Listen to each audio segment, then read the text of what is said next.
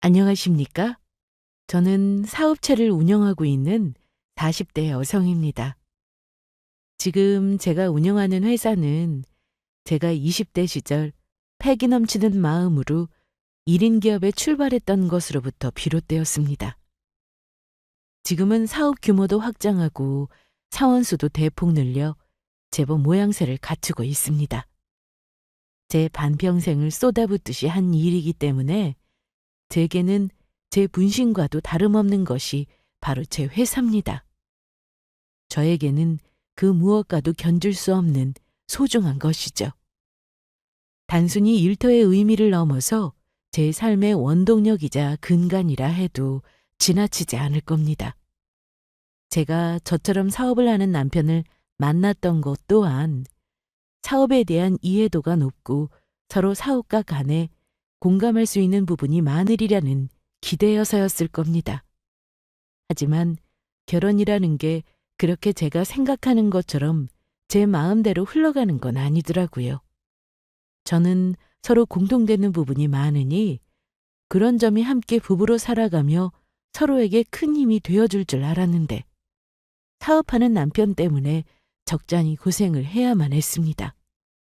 하지만 처음부터 남편 때문에 제가 애를 먹은 건 아니었습니다. 애초에 처음부터 남편이 사업가로서의 제 삶에 도움이 되긴커녕 오히려 짐을 떠넘기는 꼴이었더라면 결혼을 생각하지조차 않았을 겁니다. 원래 제가 결혼 생각이 없었거든요. 이 사업이라는 것을 젊은 나이부터 하다 보니까 저도 이래저래 겪은 바가 많았습니다. 특히나 요즘에 들어서는 여성 사업가의 비율이 점점 높아지고 있는 추세이기는 합니다만 아직도 사업체 대표들은 남성 비율이 꽤 높은 편이죠. 하물며 제가 대학을 갓 졸업하고 스타트업으로 지금의 사업을 시작했을 때는 상황이 더 안 좋았죠. 처음에 서류상으로 제 사업 설명서를 접하신 분들이 다들 칭찬 일색이다가도 프레젠테이션을 위해 나타난 제가 젊은 여성임을 알게 되면 어떻게든 저와 제 사업까지 까내리려고 드는 사람들이 한둘이 아니었습니다. 그런 사람들은 열의 아홉은 남성 사업가들이었고요. 제가 여자라는 게 그들보다 못하다는 증명인 것도 아닌데 어떻게든 자기들끼리 똘똘 뭉치고 젊은 여자 하나 기 한번 죽여보겠다고 용을 쓰는 꼴이 신물이 날 지경이었습니다. 제가 아무리 노력해도 이미 고착화된 그들의 사회에 끼워주지 않았고 어떻게든 따돌리려 드는 악질적인 행태에 상처를 받는 것도 하루 이틀 일이 아니었어요. 지금이야 워낙에 그런 일들이 이골이 났으니 그런 치사스런 행동쯤이야 코웃음치고 넘기고 있습니다.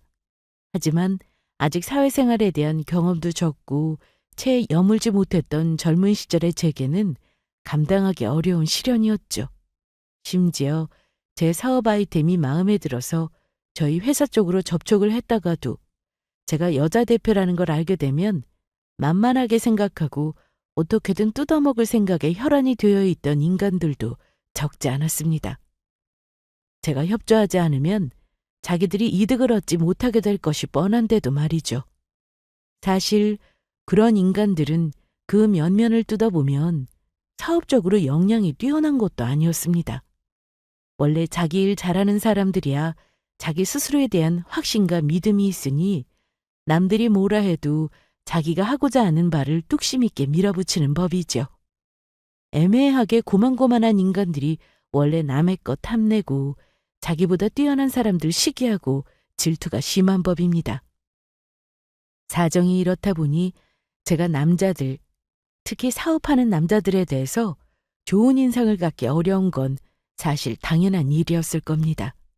그야말로 남자 사업가들이라면 학을 뗄 지경이었으니까요. 물론 사업가로서의 저의 성장을 도와주시고 좋은 말씀을 해주신 훌륭하신 선배님들도 계셨습니다만 그에 못지않게 제 앞길에 회방을 놓으려 들고 딴지를 거는 인간들도 수두룩했으니까요. 거기다 제 사업이 잘 되기 시작하고 안정권에 올라서면서 열등감에 지저분한 뒷말을 만들고 다니는 추잡스러운 인간들 역시 많았죠. 자기가 보기에는 그리 무시하던 젊은 여자가 자기보다 훨씬 승승장구하며 잘 나가고 있으니 그 못돼 먹은 심보에 배알이 꼬이기도 했겠죠. 보면 꼭 본인 능력 없어서 집안에 있던 돈까지 말아먹고 회사를 키우기는커녕 물려받은 회사까지 말아먹고 있는 인간들이 그런 게 더 심하더라고요. 어딜 가나 열등감 있는 인간만큼 추한 인간들이 없는 법이죠. 그래서 사업하는 남자들, 특히나 본인이 능력이 있어서 스스로 사업을 시작하거나 혹은 작은 사업체를 키워낸 능력이 있는 사람들 말고 그저 조금 있는 집 아들 자식으로 태어났다는 이유만으로 쉽게 부모님 사업 물려받은 남자들은 제 기피 대상 1순위였습니다. 사업하는 남자들의 온갖 지저분한 뒷공장만 배워서 다른 경쟁업체까지 치졸한 방법으로 깎아내릴 줄이나 알았지. 스스로의 노력으로 사업을 일으킬 줄도 모르는 부류가 딱 그런 인간들이었습니다. 자연히 저는 저 같은 어려움을 겪는 여성 사업가들이나 배경이나 백 없이 스스로의 능력만으로 사업체를 일군 우수한 스타트업 업체 대표들과 주로 친분을 쌓고 지냈죠. 처음 남편을 만난 것도 이런 스타트업 출신 지인의 소개 때문이었습니다. 최 대표님, 이 친구가 곧 사업체 출범을 앞두고 있어서 요즘 아주 고생이 많아요. 최 대표님 같이 역량 있는 사업가분께서 조언이라도 한마디 해주신다면 이 친구한테는 참 힘이 될 겁니다. 제가 무슨 도움이 된다고요. 겸손하게 손사래를 치기는 했지만 이미 30대 중반에 들어서며 우수 중견기업으로 평가받고 있던 제 회사였습니다. 물론 저 역시 사수성가로 제 사업을 일군 사람이다 보니 대한민국 경제를 손에 틀어쥐고 있는 재벌들 같은 사람들과 견줄 일은 없었습니다만 그래도 스타트업 출신 중에서는 제법 인정을 받고 있었죠. 저 역시 제 사업에 대한 자부심이 컸기에 그런 제 노력과 역량이 인정받은 것 같아 뿌듯한 기분이었습니다. 그러니까 남편을 만나던 시절에 제가 사업가로서의 패기가 가장 정점을 찍었던 시기가 아니었나 싶습니다.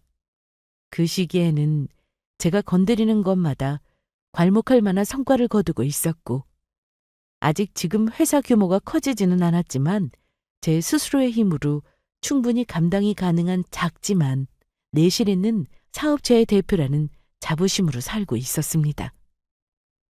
남편 역시 누군가에게 도움받지 않고 스스로 준비한 아이템으로 사업을 준비하던 사람이었으니 그래도 집안 백만 믿고 설치는 쭉정이들과는 좀 다르겠지 하는 생각이었죠.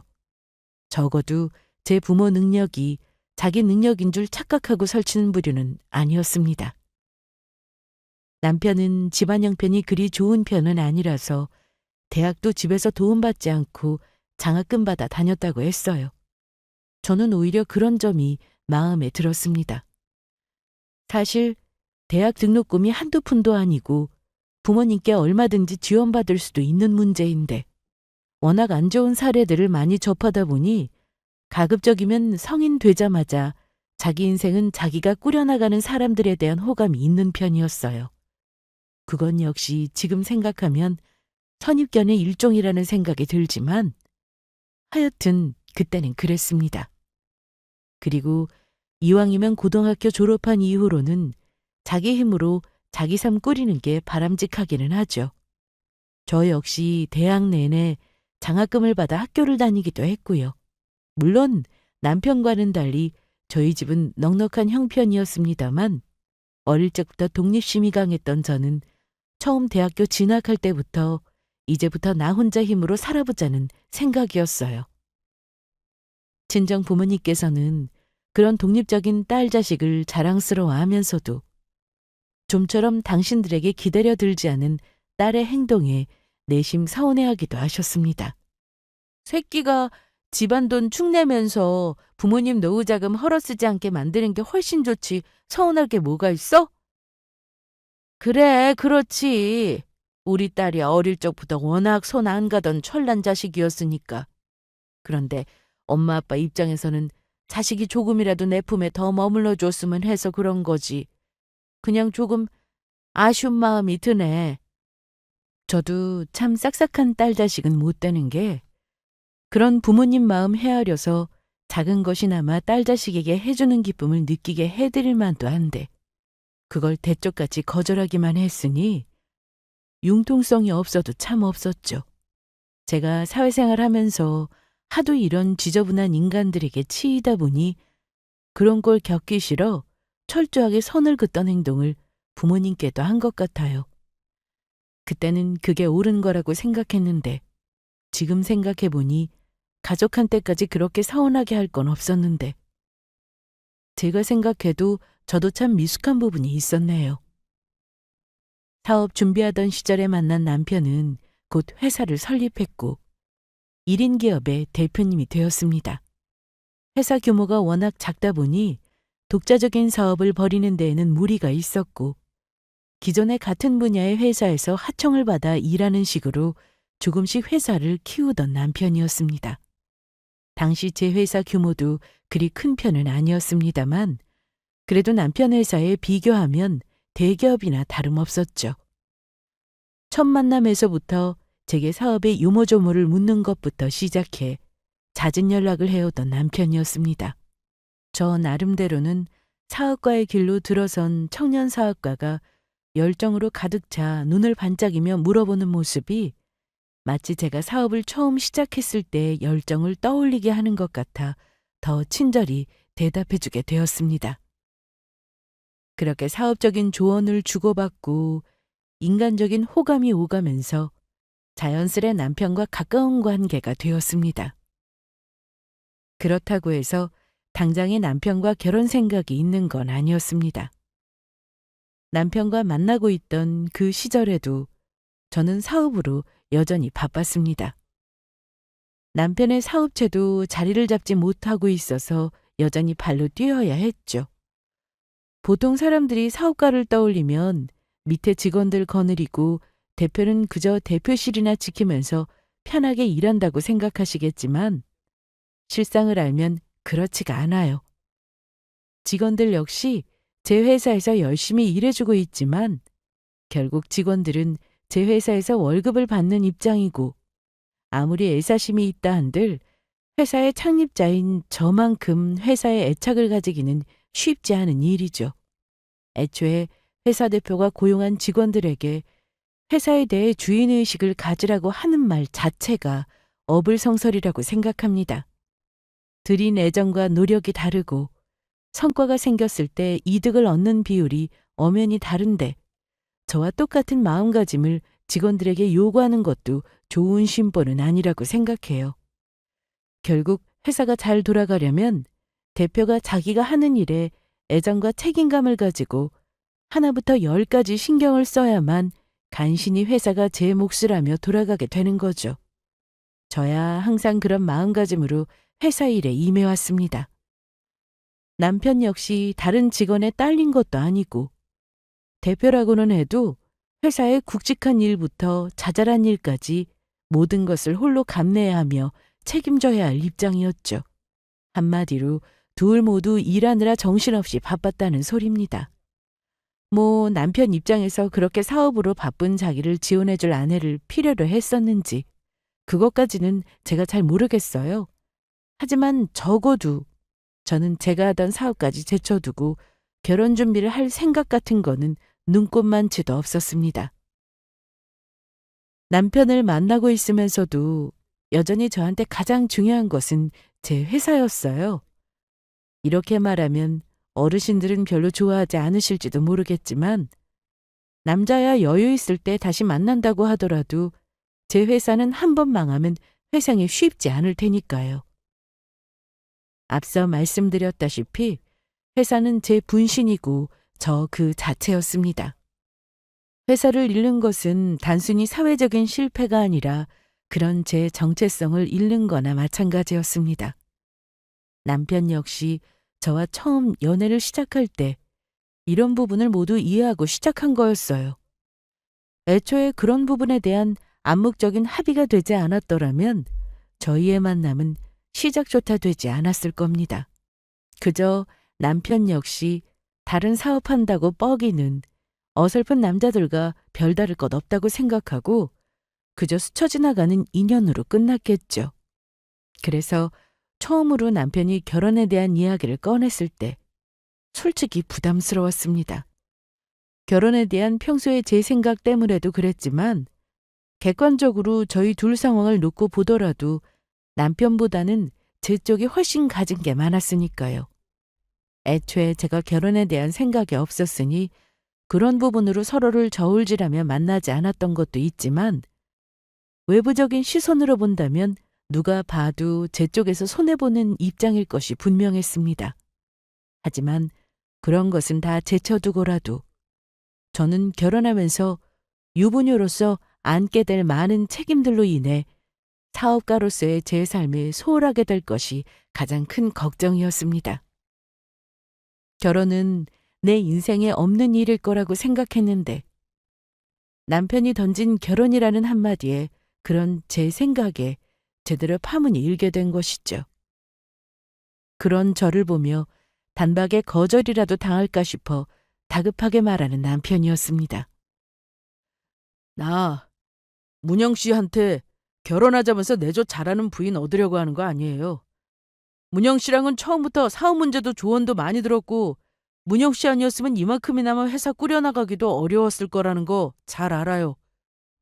남녀 관계를 떠나서 사업가로서의 문영 씨가 얼마나 존중받을 만한 사람인지도 잘 알고 있고요. 선배 기업인으로서 본받을 만한 사람인 문영 씨, 나랑 결혼했다는 이유만으로 사업에 전념하지 못하게 만들 생각 전혀 없어요. 그저 지금처럼 서로 의지하면서 서로 일 이해하고 존중하는 관계로 오래도록 잘 지낼 수 있다면 그거 말고는 나 정말로 바라는 거 없어요. 제가 결혼의 어떤 점 때문에 걱정을 하는 건지 남편도 결코 모르지 않았습니다.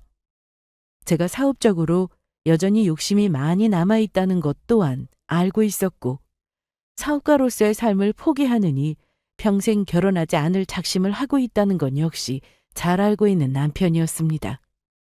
그런 저를 설득하려면 결혼해서 아내와 며느리로 사느라 사업적인 부분을 조금이라도 포기하게 만들면 안 되리라는 건 역시 잘 알고 있었을 겁니다. 그러니 저렇게 필사적으로 해명을 한 거였겠죠. 남편의 저런 노력에도 불구하고 쉽사리 결혼하겠다는 말이 나오지는 않더라고요. 개인적으로 항상 사람에 대한 의심이 있는 편이 저였습니다. 이건 역시 사업하면서 생긴 버릇이었어요. 구두 계약도 계약이라고는 하지만 결국 서류만큼 힘이 있는 것도 아니었고 사업하다 보면 당정이라도 해줄 것처럼 하다가도 다음 날이면 언제 그랬냐는 듯 손바닥 뒤집듯 말을 바꾸는 경우도 다반사였습니다. 지금이야 저 사람이 제가 좋으니까 저렇게 같이 살고 싶어서 저리 제 입장을 고려해서 말한다 하더라도 정작 같이 살게 되면 어떻게 될지는 장담할 수 없는 노릇이었죠. 물론 결혼 전에 그 사람이 저한테 했던 행동들을 생각하면 그럴 만한 사람이 아니라고 속으로 생각하기는 했으나 결혼 전 말을 그대로 결혼 후에 실천하는 사람이 전부였다면 세상에 이혼하는 부부들이 왜 그렇게까지 많겠습니까? 그건 역시 겪어보지 않으면 모를 일이라는 생각이었어요. 제가 속으로 이리 생각하고 있다는 걸 눈치챈 모양인지 남편은 어떻게든 결혼에 대한 제 생각을 긍정적으로 돌려보려고 노력했습니다. 어차피 내 쪽은 어머니 한 분 계시고 다른 사고치는 형제들이 있는 것도 아니고 어머니 일이야 전적으로 내 일이니까 문영 씨가 따로 신경 쓸 것도 없을 거예요. 설마 내가 문영 씨 힘들게 일하고 온 거 뻔히 아는데 말도 안 되는 억지 부려서 문영 씨 피곤하게 만들겠어요? 어지간히도 제가 마음에 든 게 아니었는지 설득에 열을 올리는 남편이었습니다. 사실 연애할 때만 하더라도 남편이 그렇게 말뿐인 건 아니었으니까요. 둘 다 사업을 하고 바쁜 입장이다 보니 미리 데이트 약속을 잡는다 하더라도 번번이 약속이 깨지는 경우가 허다했습니다. 사업하다 보면 언제 어떤 이슈가 터질지 모르는 일이니까요. 특히나 남편보다는 사업 규모가 있었던 제 회사에 여러 일이 생기는 경우가 더 많았죠. 물론 서로 사업가라는 입장을 충분히 이해하고 시작한 관계이기는 했습니다만, 그래도 일방적으로 약속을 파기한다는 통보를 하는 제 마음이 편치는 않았어요. 그럴 때마다 단 한 번도 싫은 소리를 한 적이 없는 남편이었습니다. 문영 씨도 저번에 나 갑자기 일 생겼을 때 좋게 넘어가 줬잖아요. 우리 사이에 이런 거 이해 못할 일도 아니고. 똑같이 사업을 하는 사람이라 해도 자기 일만 중요한 줄 알았지, 여자인 제 사업은 우습게 여기는 남자들도 많았습니다. 실제로 예전에 비슷하게 사업하는 남자와 몇 번 만난 적이 있었는데, 그렇게 자기 사업에 대해 잘난 척을 하면서도 은근히 저 하는 일은 무시하고 들더라고요. 처음에 자기가 먼저 좋다고 저한테 매달린 주제에 말입니다. 그러니 별 힘도 없는 말보다는 행동으로 보여주는 남편에게 조금씩 마음이 기울었죠. 그럼에도 불구하고 분명히 짚고 지나가야 할 부분은 확실하게 짚어두어야만 했습니다. 남편에게 결혼 의사를 밝히기 전에 단단히 다짐을 받아두었어요. 우리가 정말 결혼해서 잡음 없이 잘 살 수 있으려면 정리를 해야 할 부분은 확실하게 정리하고 넘어가야 한다고 생각해요. 먼저 서로 재산에 관련한 것, 영찬 씨나 저나 사업을 하는 사람이니 각자 재산은 독립적으로 관리를 하는 게 맞다고 생각해요. 물론 한 집에서 같이 살면서 집안일도 돌봐야 하니 공동의 생활자금은 필요하겠지만, 그 외에 개인적으로 융통하는 돈은 각자 재량에 맞게 쓰는 게 맞지 않겠어요? 그럼요. 사업자금으로 들어가는 돈들도 있을 텐데 그것까지 깔끔하게 관리하려면 그게 맞죠. 일단 결혼에 대해 긍정적으로 얘기하는 제 말에 흥분했는지 남편이 무조건 제 말이 맞다며 맞장구를 치고 들었습니다. 하지만 이것만으로 안심할 수는 없었어요. 결혼한 후에 우리들 각자 회사 생활이야 서로 이해하고 있으니 우리끼리는 별로 상관이 없겠지만, 서로의 집안에서는 그걸 이해해 줄지 모르는 일이잖아요. 특히 나는 결혼하면 며느리가 되는 입장이니 시댁 쪽에서 며느리로서 할 도리를 요구할 수도 있겠죠. 물론 나도 결혼을 하게 되면 기본적으로 내가 할 도리는 다 할 생각이에요. 하지만 그게 치러야 할 집안 행사라든가 명절이라든가 이런 부분 말고 일하는데 시도 때도 없이 연락을 한다든지 아무 때나 불러댄다든지 그런 일에는 응할 수 없어요. 내가 그러고 싶다고 해도 내 일이 바빠서 그럴 시간도 나지 않을 거고요. 그러니까 그런 중요한 일들 제외하고는 각자 집안의 할 도리는 당사자가 맡아서 하는 게 좋을 것 같아요. 한마디로 효도는 셀프로 하자, 이 뜻이었습니다. 아무리 남편 쪽에서 제가 하는 일을 이해하고 존중한다 치더라도 시어머니 쪽에서 사업하는 며느리를 반기지 않으며 제 일을 등한시하고 며느리로서의 의무만 강조한다면 절대 이런 결혼 생활이 가능할 거라고 생각하지 않았습니다. 물론 제가 남편에게 요구한 바가 있으니 남편에게도 사위라고 처가 문제로 곤란함을 겪게 하지 않을 생각이었습니다. 하던 대로 남편 어머니는 남편이 챙기고 제 부모님은 제가 챙기자는 말이었죠. 그렇다고 해서 남처럼 사는 게 아니라 기본적으로 해야 할 도리는 함께 하겠다고 했으니 그렇게 무리한 요구는 아니라고 생각했습니다. 제 말에 남편도 고개를 끄덕였습니다. 무슨 말인지 알겠어요. 저희 어머니가 그러실 분도 아니시지만 설마 그렇다고 해도 제가 중간에서 잘 막아서 제 선에서 알아서 잘 해결할게요. 그러니까 문영 씨는 걱정할 거 하나도 없어요. 그렇게 사흘 밤낮을 이어진 남편의 적극적인 설득 끝에 결국 저 역시 결혼에 승낙하게 되었습니다. 생각지 못했던 결혼이라는 큰일을 겪게 되었다는 긴장감도 들었지만, 다른 사람도 아니고 사업가로서의 저를 인정해주는 남편이라고 생각했기에 까짓거 못할 것도 없지 않겠느냐 하며 배짱을 부려보았습니다. 평생 딸 자식이 사업에만 파묻혀 살면서 결혼하지 않을 거라고 반쯤 포기하고 계셨던 친정 부모님이셨기에 제가 남편을 인사시키자 뛸 듯이 기뻐하셨습니다. 첫인사를 갔는데 대번에 사위라고 부르시며 반기시더라고요.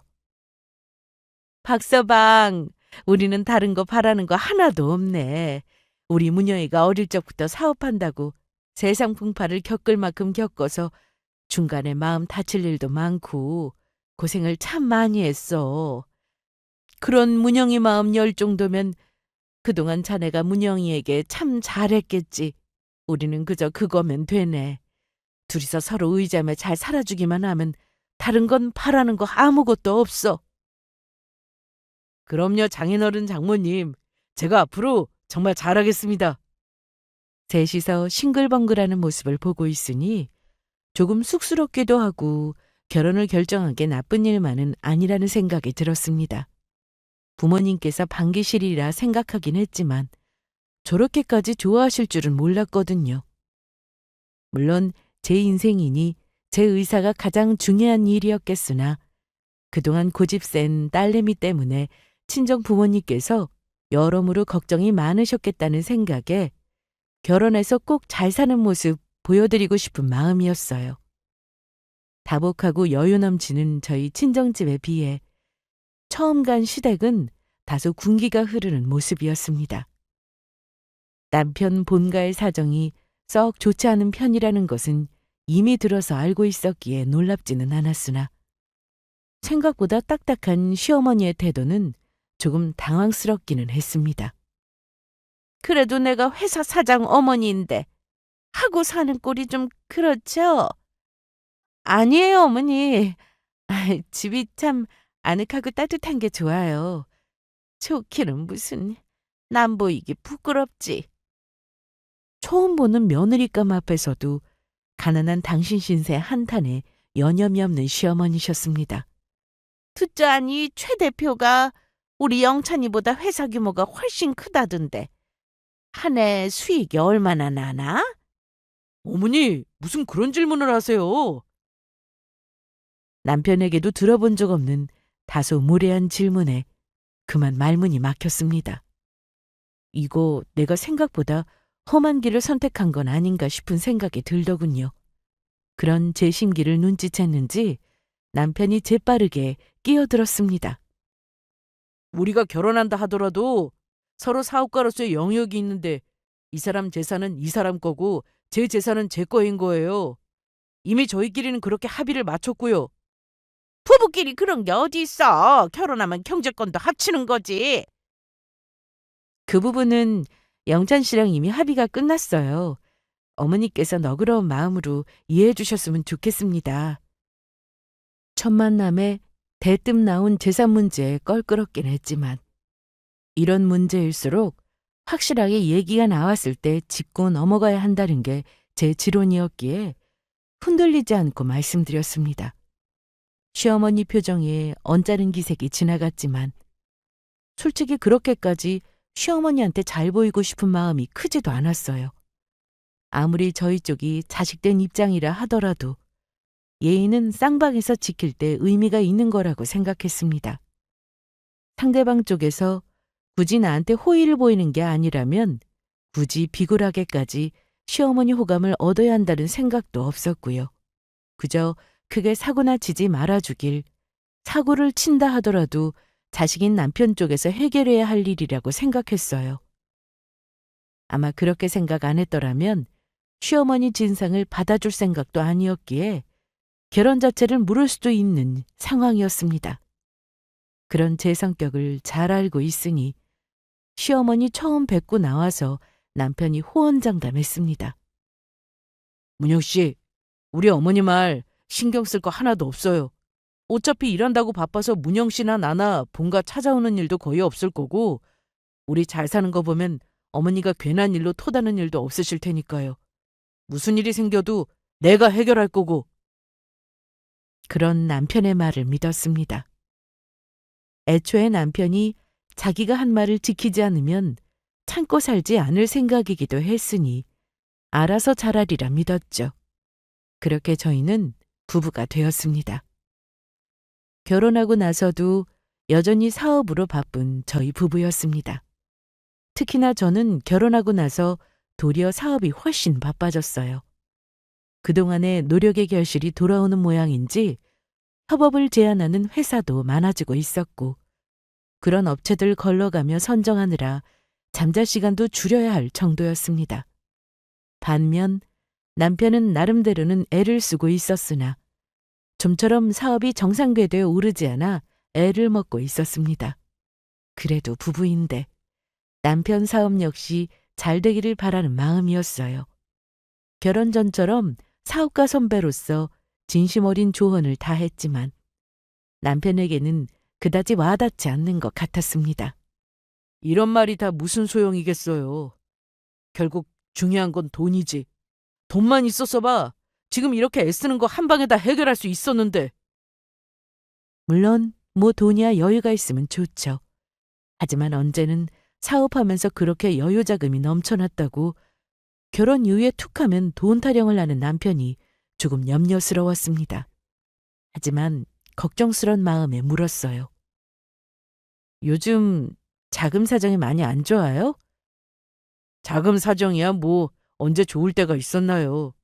아, 나도 문영 씨처럼 돈 많은 부모님 밑에서 태어났더라면 이런 고생은 안 하고 사는 건데. 그 말에 순간 멈칫했습니다.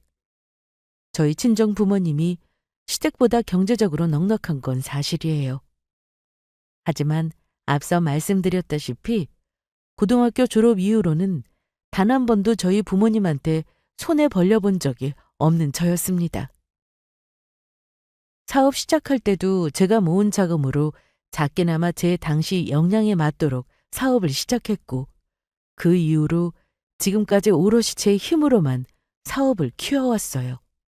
그런 사정도 모르는 것도 아니면서 마치 제가 부모 덕본 덕분에 여기까지 온 것처럼 폄하하는 남편 말에 그만 기분이 확 상해버렸습니다.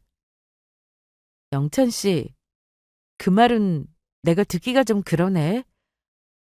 누가 들으면 내가 탯줄 잘 타고 나서 지금까지 공으로 회사 키운 줄 알겠어요. 영찬 씨가 지금 워낙 힘들다 보니까 하는 소리인 건 알겠는데 나 내 사업 그렇게 만만하게 생각하면서 살아온 적 한 번도 없어요. 사업하면서 부모님 손 빌린 적도 한 번도 없고.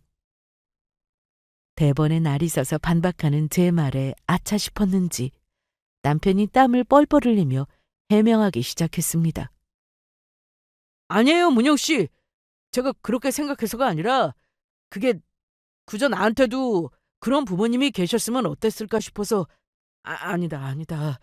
이것도 내 말실수예요. 내가 무조건 잘못했어요, 문영 씨. 여전히 마음이 풀리진 않았지만 자기가 무조건 잘못했다면 납작 엎드려 비는 남편한테 뭐라고 더 하기도 그렇더라고요. 그렇게 찝찝함을 남긴 채 결혼 후 첫 다툼이 어영부영 지나갔습니다. 사과를 받았음에도 불구하고 평소에 그렇게 생각하지 않았더라면 어떻게 저런 말이 나오나 싶어 여전히 석연치 않은 마음이었어요. 그런 제 우려는 곧 현실이 되었습니다. 처음에는 무조건 잘못됐다며 제 눈치를 보더니 점점 여유 있는 제 친정에 대해 은근히 기대하기 시작하는 남편이었습니다.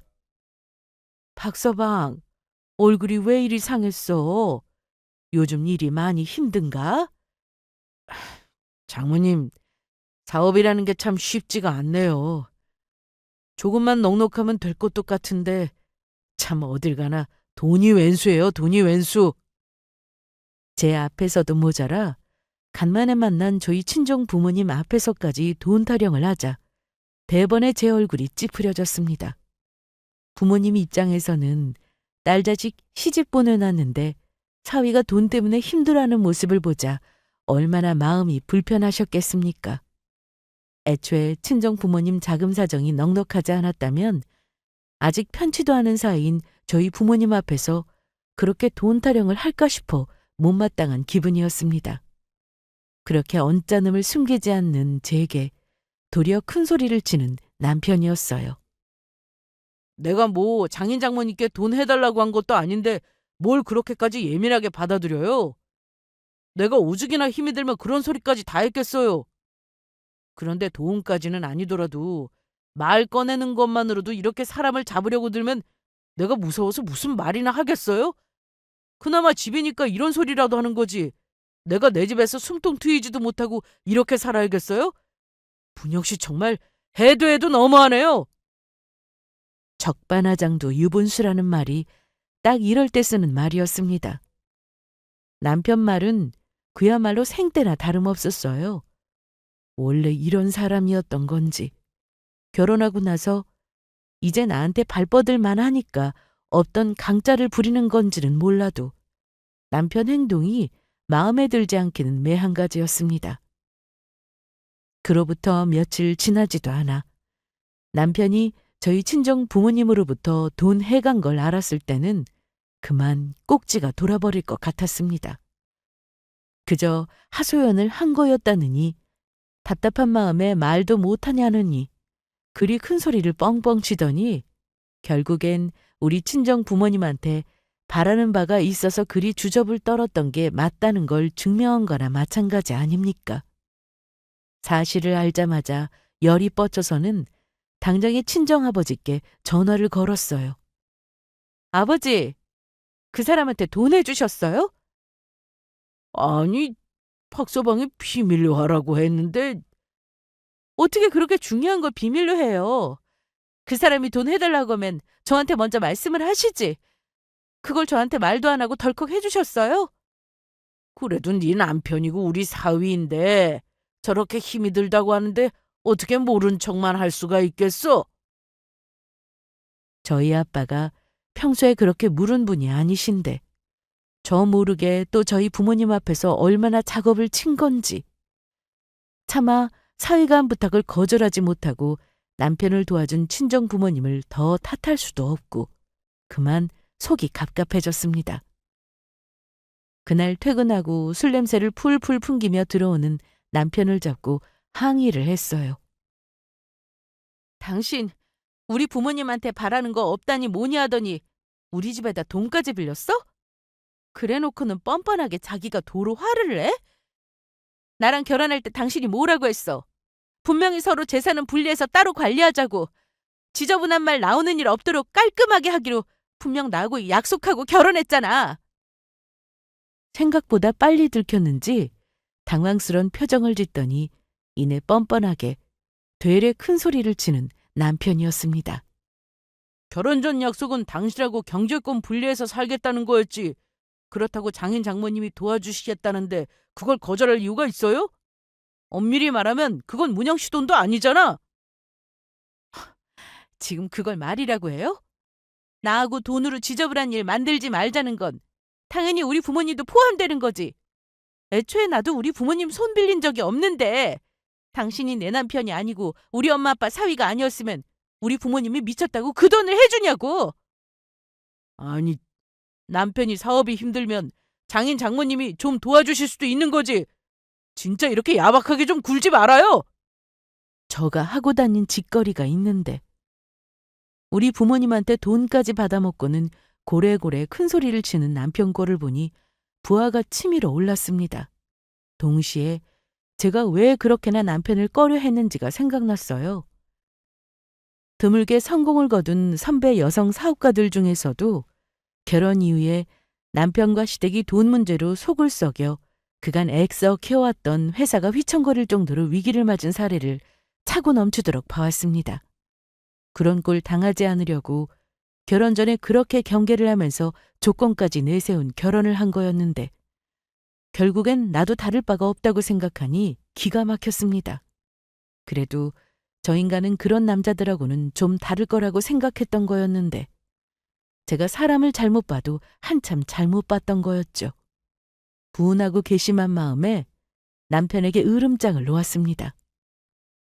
앞으로 나 몰래 우리 엄마 아빠한테 손 벌릴 생각하지 말아요. 한 번만 더 걸리면 나 진짜 가만히 안 있어. 그러고는 문을 확 닫고 들어와 버렸어요. 이미 한 번 손을 벌렸으니 이제 저 아쉬우면 친정에 돈 해달라는 말을 쉽게 내뱉을 남편이었어요. 이대로 버릇 잘못 들였다가는 남편 앞으로 돈 들어갈 일이 끝이 없이 이어질 터였습니다. 버릇을 제대로 잡아야겠다고 굳게 마음을 먹었어요. 더더욱 괘씸했던 건 저희 부모님한테 돈은 받아놓고 정작 저희 부모님 제대로 된 대접 한 번 한 적이 없는 남편 때문이었습니다. 다람이 피 한 방울 안 섞인 남이라 해도 돈으로 도움을 받았으면 감사한 마음에 뭐라도 대접을 하는 게 도리 아닙니까? 그럼에도 자기 아쉬울 때만 찾아가서 우는 소리를 하고 아닐 때는 저 바쁘다는 핑계로 친정 부모님께 코빼기도 보이지 않는 남편이었어요. 돈 문제로 지저분하게 만들지 말라고 했던 결혼 전 약조는 그리 쉽게 어기더니 자기 유리할 대로 셀프 효도하자는 약조만 저 편할 대로 써먹는 남편이 괘씸하기 짝이 없었습니다. 속 썩이는 남편만 해도 두통이 날 지경인데 주기별로 전화해서는 은근히 며느리 덕 보려고 드는 시어머니까지 말썽이었습니다. 이미 결혼 초기에 생활비 요구하는 걸 아드님하고 얘기하시라며 거절한 바가 있었어요. 돈 얘기하면서도 미안한 기색 하나 없는 모자가 어찌 그리 똑 닮았는지 뻔뻔한 건 유전인가 싶을 지경이었습니다. 그날도 바쁜데 전화와서는 남들 다 가는 해외여행 이날 이때까지 못 가봤으니 어쩌니 하며 신세 한탄을 늘어놔서 짜증이 솟구쳤습니다. 그게 그렇게 한이면 아들한테 보내달라 할 일이지. 결혼 전까지 뭐하다가 이제 와서 당신 덕 본 거 하나 없는 며느리한테 그런 소리를 하는지. 가뜩이나 남편 때문에 심기가 불편해져 있는 상황에 화를 보태는 시어머니였습니다. 아니, 그 정도 규모로 사업한다는 사람이 씀씀이가 이렇게 적어서야 어디 가서 대우받고 살겠어? 내가 고작 돈 200 갖고 이렇게 쪼들리며 살아야겠냐고. 아들 며느리 전부 대표님 소리 듣는다면서.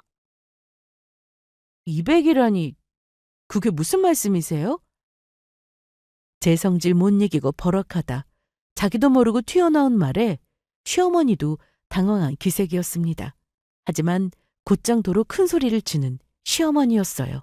아니, 내가 다른 사람도 아니고 내 아들한테 돈 200 받으면서 그거까지 너한테 일일이 보고해야 해?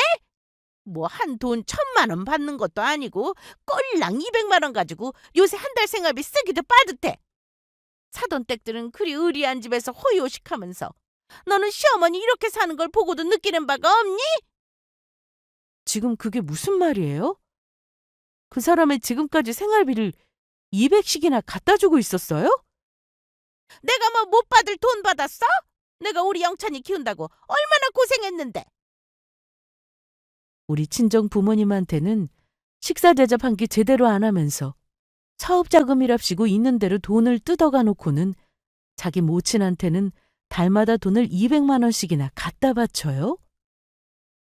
그 돈이 있으면 그걸로 제 사업 알아서 할 일이지. 도 쓰는 사람 따로 있고 받아먹는 사람 따로 있답니까? 시어머니 뻔뻔한 태도는 가뜩이나 약이 바짝 올라있던 제 심기에 불을 지르는 거나 마찬가지였습니다. 그날 남편과 전쟁을 치른 건 당연한 수순이었습니다. 당신 진짜 생각이 있어 없어? 도대체 양심이라는 게 있는 거야 없는 거야? 내 부모님은 물주 취급하면서 그렇게 자기 사업 자금까지 뜯어놓고 자기 모친한텐 달마다 생활비까지 따박따박 갖다 바쳐? 아이 진짜 사람 가오 떨어지게. 그럼 내가 아들이 돼서 내 어머니 생활비 주는 것까지 당신 허락을 받아야 해? 애초에 자기 부모는 자기가 챙기자며. 내가 번 돈 내가 알아서 쓰는데 네가 무슨 상관이야? 이 인간이 진짜 돌았나. 네가 번 돈이 있으면 네 사업엔 네 돈을 갖다 박을 일이지. 내 부모한테 돈 갖다 쓰는 주제에 어디서 큰 소리야? 너 지금 말 다 했어? 사람을 무시해도 유분수지. 집에 돈 좀 있다고 아주 남편을 우습게 여기고. 더 얘기할 것도 없었습니다. 저 인간은 갱생의 여지조차 없는 쓰레기였어요. 그동안 내 앞에서 내숭을 떨던 노력조차 할 생각이 없는지 추한 민낯으로 그대로 내보이는 남편이 괘씸에 미친 여자처럼 소리를 질렀습니다. 나가. 당장 나가. 너 같은 뻔뻔한 새끼 처음부터 본색 알았으면 네 놈이랑 결혼할 일도 없었어. 꼴도 보기 싫으니까 당장 나가. 우악스럽게 남편을 밀쳐 집 밖으로 내쫓고는 현관문을 쾅 닫아버렸습니다. 그러고도 미처 진정이 되질 않아 씩씩거리고 있는데 남편 놈 때문에 받은 열이 채 떨어지기도 전에 시어머니에게서 전화가 걸려왔습니다. 아주 모자가 쌍으로 사람을 화병으로 드러눕게 만들 작정인가 싶었어요. 그렇게 받은 전화는 그나마 남아있던 제 인내심까지 뚝 끊어버렸습니다. 내가 생각을 해보니 지금까지 우리 애가 너 몰래 돈 준다고 200 마련하기도 쉽지 않았겠지만 이제 너한테도 다 들킨 마당이니 너도 좀 보태주면 되지 않겠어? 요새 200 갖고 사는 집이 어디에 있어? 지금까지 내가 아끼며 아끼고 살았으니 가능했던 거지. 그래서 말인데 이번 달부터 생활비를 300만으로 올려줬으면 싶은데. 기생충도 이런 기생충이 없었습니다. 시모 말에 대꾸도 않고 그대로 전화를 뚝 끊어버렸어요. 더 볼 것도 없었습니다. 그 괘씸한 놈과 갈라서는 건 당연한 일이었어요. 제가 미쳤다고 저놈 저리 설치고 다니는 꼴 봐줍니까? 고작 남자 하나 때문에 제가 지금까지 쌓아왔던 걸 망칠 생각은 추호도 없었습니다. 저런 놈이야 그저 갖다 버리면 그만이었어요. 그날로 오랜 지인이었던 이혼 변호사를 찾아갔습니다. 역시 능력 있는 여자로 살면서 재능이 있던 지인들이 남편 때문에 가진 고생을 하는 꼴을 질리도록 봐왔던 지인은 적극적인 마음가짐으로 전심을 다해 제 이혼을 도왔습니다. 결혼 이후로 공평하게 생활비를 각출하기로 한 약속은 남편이 하도 돈 때문에 힘들다고 징징대던 탓에 거의 지켜지지 않았습니다. 그러니까 제가 생활비를 전적으로 대던 것이나 다름없었습니다. 남편이 결혼 생활에 기여한 바가 없음을 증명하는 건 너무나도 쉬운 일이었어요. 게다가 제 반대에도 불구하고 제 친정 부모님 돈까지 끌어다 쓰지 않았습니까? 거기다가 저 몰래 빼돌린 돈으로 시모 생활비까지 대고 있었으니 이혼 사유가 발에 채이고도 남을 정도였죠. 뒤늦게 제가 이혼까지 불사할 정도로 남편과 시모에 대한 분노로 가득 차 있음을 알고 납작 엎드리는 남편이었으나 이미 차는 떠나간 지 오래였습니다. 여보, 내가 잘못했어요. 이제 엄마한테 생활비 안 드릴게. 그러니까 제발 한 번만 봐주세요. 내가 정말 다시는 안 그럴게. 뭐야? 이 괘씸한 놈, 여자 하나 때문에 제 어미를 나 몰라라 해? 이 천하의 불효한 자식이. 아이, 입 좀 다물어요. 지금 엄마 때문에 아들 이혼당하게 생겼는데 상황 파악이 안 돼? 해준 거 하나 없는 부모가 이제 아들 인생까지 망치려고 작정했어요? 저들끼리 척을 쥐고는 제 앞에서 악다구니를 쓰는 모습은 그야말로 가관이었습니다. 그런 놈에게 침이라도 뱉듯 독서를 쏟아냈어요. 그렇게 안타까워 미치겠는 본인 모친인데 나랑 갈라서고 두 분이 오손도손 사시면 되겠네요. 생활비도 열심히 보태가면서. 하긴 우리 친정 도움 없으면 주제에 그게 가능할지나 모르겠지만. 그렇게 두 모자를 한껏 비웃어주고는 이혼 소송으로 그나마 놈 가지고 있던 것까지 싹 빼앗아 왔습니다. 동시에 우리 친정에서 해준 것들까지 소송으로 싹 다 받아냈죠.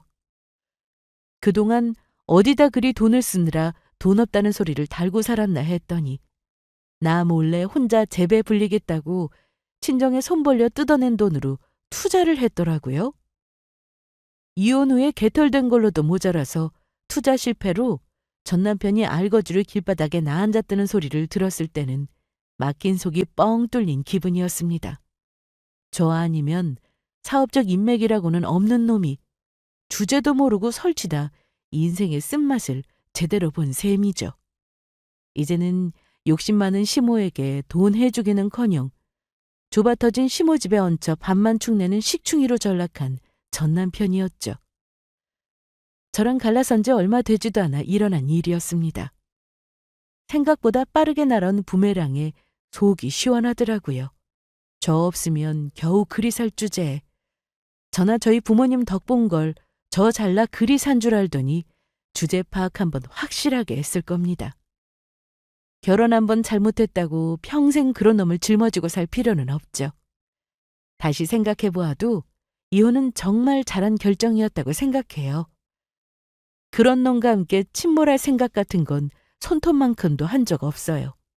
지금은 다시 속 썩일 일 없는 자유로운 싱글로 돌아와 제 사업 더욱 키워가며 만족스럽게 생활하고 있습니다. 제 이혼 이야기는 여기서 마무리하려고 해요. 제 이야기 끝까지 잘 들어주셔서 정말 감사드려요.